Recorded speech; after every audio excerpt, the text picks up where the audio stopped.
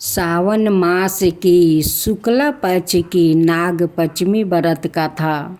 बहुत पुरानी बात है। एक नगर में एक साहूकार रहा करता था। साहूकार बड़ा धार्मिक व्याकुल था। वो अपना अधिकांश समय पूजा पाठ में ही लगाया करता था। साहूकार का कोई संतान नहीं था। साहूकार का पत्नी घर में बैठे बैठे बहुत बोर हो रही थी। उनकी दिमाग में एक उपाय सूझा कि क्यों ना मन बहलाने के लिए मैं बाहर जाऊं। उनकी घर में एक दूध वाली गाय थी। साहूकार का घर के सामने एक बेल के गाछ था। साहूकारनी अपना गाय को दूध दूह लेती है और दूह कर उसी बेल के गाछ के नीचे एक बिल था। उसी बिल में वो दूध ले जाकर आधा डाल देती थी। साहूकारनी उस बिल में रोज दूध ढाला करती थी और उसी बिल के पास उन्हें रोज एक मोहर मिला करता था। उस बिल में वो सांप था। जो सांप दूध पी पी के बहुत आनंद हो रहा था। उसी खुशी में सांप उन्हें बिल के ऊपर एक मोहर रख देते थे।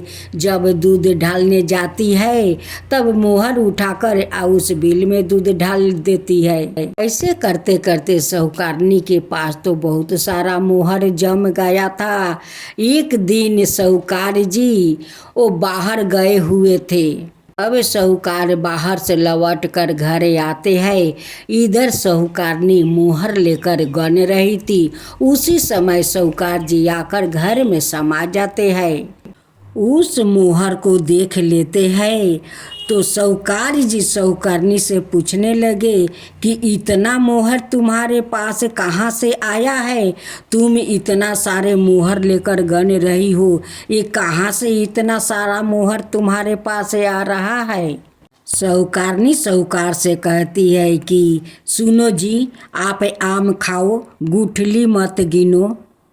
साहूकार जी को साहूकारनी पर संदेह होने लगा। अब तो साहूकारनी कहती है कि लगता है कि साहूकार जी मुझ पर संदेह कर रहे हैं। साहूकार जी साहूकारनी से कहते हैं कि देखो साहूकारनी, हमारा घर में तो कुछ के कमी नहीं है। देखो तुम सच बता दो कि ये मोहर सारे कहाँ से आते हैं तुम्हारे पास। साहूकारनी सोचने लगी कि मैं तो मेरा पति है, पति से क्यों छिपाना है, मैं बता देती हूँ सच सच। साहूकारनी कहती है कि सामने जो बेल के गाछ है वो गाछ के जड़ में एक बिल है। उसी बिल में मैं रोज दूध डालने जाती हूँ। देखती हूँ कि बिल के ऊपर एक सोना का मोहर है। मैं मोहर उठा लेती हूँ और दूध उस बिल में डाल देती हूँ। साहूकार जी के लगा कि मेरे पत्नी मुझसे मन कहानी बनाती है। ये कैसे हो सकता है कि वो बिल में दूध डालती है और बिल उन्हें रोज एक सोना का मोहर देता है। साहूकार का मन में नाना रकम के संदेह होने लगा कि ये कैसे हो सकता है कि वो बिल में दूध डालती है या बिल उन्हें रोज सोना का मोहर देता है। ये मुझसे झूठ बोल रही है। फिर दूसरा दिन जब साहूकारनी उस बेल के पास जाती है तो वहाँ पर फिर एक मोहर देखती है। मोहर के उठा लेती है और दूध ढाल देती है और ढाल कर कहती है कि इस बिल में आप कौन हो? भूत हो ना बैताल हो? तुम कौन हो कि मैं इस बिल में दूध ढालती हूँ और दूध के बदले मुझे इस बिल में से रोज एक मोहर मिलता है। इसी कारण मेरे पति मुझ पर संदेह कर रहे हैं कि इतना सारा मोहर तुम्हारा पास कहाँ से आता है। मैं सच बताती हूँ फिर भी मेरे पति वो विश्वास नहीं करते हैं। मैं तो घर में बैठी बैठी बोर हो रही थी तो एक दिन मैं सोची कि मेरे गाय इतना सारा दूध देती है, इतना दूध तो कोई खाता नहीं है। आधा दूध रखती हूँ और आधा दूध लिया कर इस बिल में ढाल देती हूँ। इसी बहाना मेरा मन को शांति मिलता है। उस बिल में तो नाग माता रहती थी। वो दूध पिलाती थी। नाग माता बहुत खुश होती थी। उस खुशी से नाग माता रोज एक एक मोहर देती थी। एक दिन नाग माता उस साहूकार का सपने में आते हैं और कहते हैं कि देखो बेटा, तुम अपना पत्नी पर क्यों संदेह कर रहे हो? तुम्हारा पत्नी तो गंगा जैसे पवित्रा है, उस पर तुम संदेह कर रहे हो बेटा, ये गलत है। मैं नाग माता हूँ। वो मुझे रोज वो बिल में जाकर दूध पिलाती है। दूध पीकर मैं बहुत आनंद हो जाती हूँ।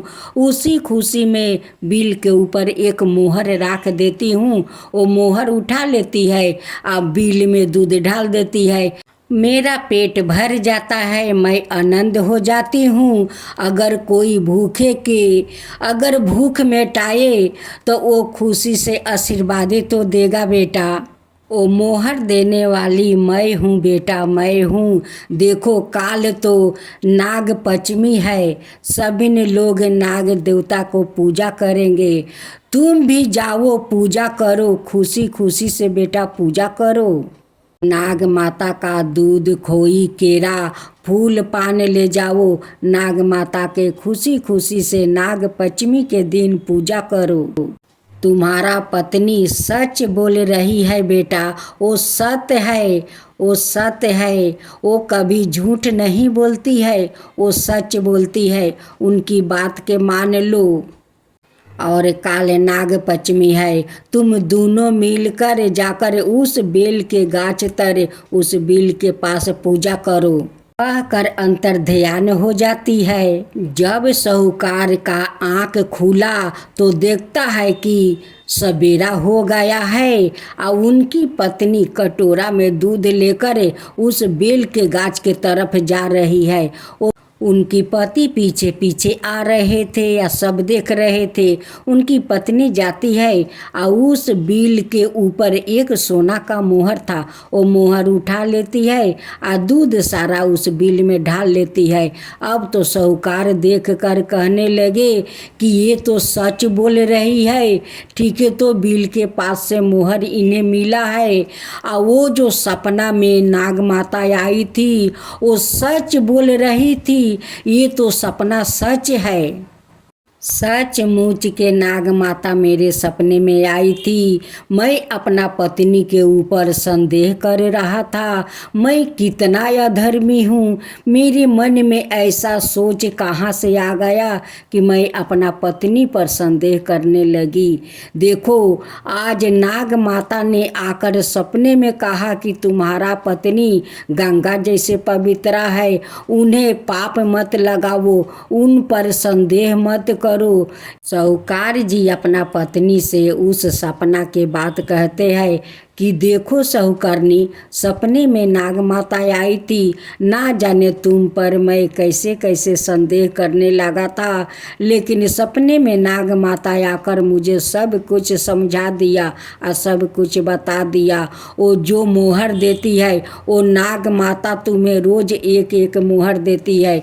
तुम जो उसे दूध पिलाती हो उसी खुशी में वो रोज रोज तुम्हें एक मोहर देती है और तुम पर मैं संदेह करने लगा था। मुझे माफ़ कर देना, मुझसे बहुत बड़ा भूल हो गया कि तुम पर मैं संदेह करने लगा था। साहूकार जी कहने लगे कि चलो इस खुशी में मिलकर, आज तो नाग पंचमी है, हम दोनों मिलकर नाग माता को श्रद्धा भक्ति से पूजा करते हैं। दोनों पति पत्नी मिलकर नाग माता को 7 कटोरा दूध देती है। खोई, केरा सब उसी में डालकर 7 कटोरा उन्हें भोग लगाती है। पूजा पाठ करती है। पूजा पाठ करने के बाद वो अपना घर आती है। उसी दिन उनकी गर्भ में संतान रह जाता है। कुछ दिन के बाद साहूकारनी का जोरुआ 2 संतान होता है। अब तो साहूकार और साहूकारनी बहुत खुश हो गई कि नाग माता मुझे धन भी दिया और मुझे संतान दिया, तो एक साथ 2 संतान दिया, मुझे बाज के नाम छोड़ा दिया।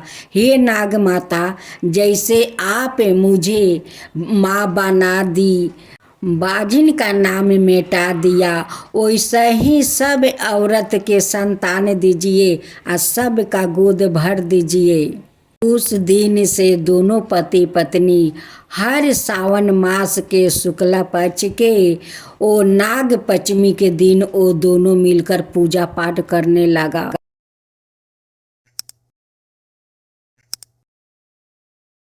भक्तजनों, आज आप सुने सावन मास की शुक्ला पक्ष की नाग पंचमी व्रत कथा। एक गांव में एक किसान रहा करता था। वो बहुत गरीब था। किसान ने धन पैदा करने के लिए कई प्रयत्न किया, परंतु हर बार वो अपने प्रयत्न में असफल रहा। एक दिन किसान अपने खेत से उदास लौट रहा था। रास्ते में देखा एक सांप फन फैलाए बैठा है। सांप को देखकर किसान ने सोचा कि यह सांप हमारे कुल का कोई देवता है, शायद इसके श्राप से मैं अब तक निर्धन हूँ। यदि यह सांप मुझसे प्रसन्न हो जाए तो मेरा काम चल जाएगा। ऐसा सोचकर किसान उस सांप के पास गया और हाथ जोड़कर उसकी प्रार्थना करने लगा। सांप वैसा ही फन फैलाए बैठा रहा, ना हिला ना डोला। किसान प्रार्थना करने के बाद घर गया और घर से एक कटोरा में दूध भर के ले आया। दूध सांप के आगे रख कर किसान घर लौट आया। दूसरे दिन किसान अपने खेत पर लौटा तो देखा कि उस दूध के खाली कटोरे में एक मोहर पड़ी है। मोहर देखते ही किसान बड़ा प्रसन्न हुआ। किसान ने अपने चारों ओर देखा, परंतु सांप नजर ना आया। किसान को विश्वास हो गया कि यह ना कोई देवता है, मुझे इसकी प्रतिदिन कुछ सेवा करनी चाहिए। ऐसा सोचकर उसने यह निश्चय किया कि वो रोज कटोरे में दूध भरकर सांप के स्थान पर राख आया करेगा। किसान ने ऐसा ही किया। वो सांप के बिल के द्वार पर रोज दूध का कटोरा राख आता है। सांप दूध पी लेता है और दूध पीकर एक मोहर डाल देता है। इस तरह प्रतिदिन एक मोहर मिलने से वो किसान मालामाल होने लगा। एक दिन की बात है, किसान को कुछ कार्यवश बाहर जाना पड़ा। किसान ने चलते समय अपने बेटा को समझा कर बता दिया कि सांप देवता को रोज नियम से दूध पहुंचा दिया करना। किसान के बेटे ने ऐसा ही किया। वो प्रतिदिन निश्चित समय पर दूध का कटोरा सांप का बिल के पास रख आता है और दूसरे दिन उठा लाता है। एक दिन किसान के बेटा ने सोचा सांप के बिल में कोई खजाना है। सांप दूध पीने के बाद रोज एक मोहर खाली कटोरे में डाल देता है। मैं सांप के बिल को क्यों ना तोड़कर सारा खजाना निकाल लूं। आखिर रोज रोज इस तरह दूध लेकर आने में तकलीफ होती है। ऐसा सोचकर उसने सांप का बिलों को तोड़ना शुरू कर दिया। सांप घबरा कर बाहर निकला। किसान का बेटे ने सांप को भी मारना चाहा। सांप बच गया और उसने किसान को बेटा को काट लिया। सांप के काटते ही किसान का लड़का मर गया। किसान को जब अपने पुत्र के मरने का पता लगा तब वो दौड़ा दौड़ा सांप के बिल के पास पहुंचा। सांप फैन फैलाए बैठा था। किसान सांपों को देखकर अपने पुत्र के लिए प्राण दान मांगने लगा। सांप बोला, अरे किसान, जो दूसरों को नुकसान पहुंचाकर अपना फायदा करना चाहते हैं उनका यही हाल होता है। श्रद्धा भक्ति से जो सेवा करता है उसको सदा अच्छा फल मिलता है। किसान रोता हुआ अपने घर लौट आया। उस दिन सावन मास के शुक्ल पक्ष की नाग पंचमी था।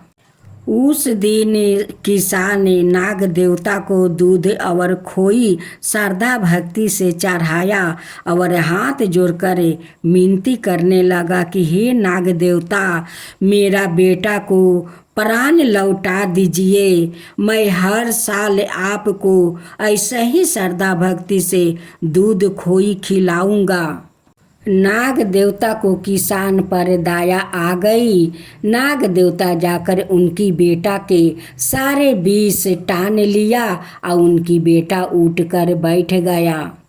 तो साथियों, जब सावन मास में आप लोग सांप देखे तो सांप के मत मारिए, उसे हाथ जोड़कर प्रार्थना कीजिए कि हे नाग देवता, आप जहाँ से आए हो वहाँ लौट जाओ, किसी को नुकसान मत पहुँचाओ।